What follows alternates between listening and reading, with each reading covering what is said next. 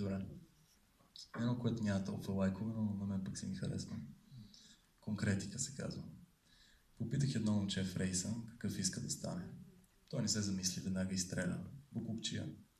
Ще кара камионите, докато вдигат кофите и така по цели нощи няма да си ляга, когато е време за лягане. И също така, когато минава по тесните преки, всички други щели да чакат, защото нямат избор.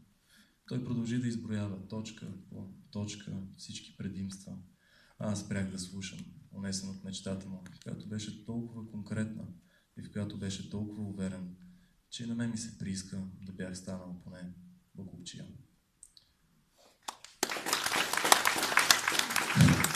Няма да не се разбира кое е края. Аз ще направя пауза. Ще стане неловко и тогава. Между другото също